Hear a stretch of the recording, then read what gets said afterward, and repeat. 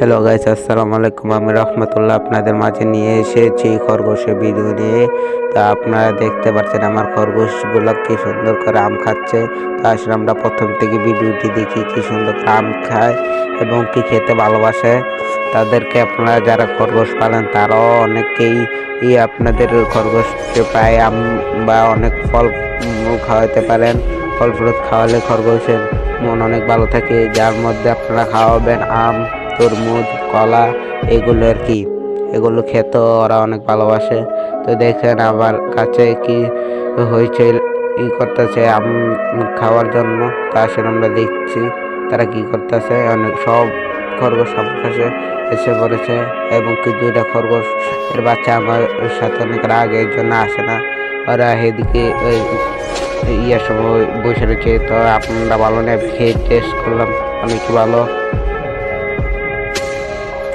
আসলে আমরা ভিডিওটি দেখি, মনোযোগ দিয়ে দেখবেন।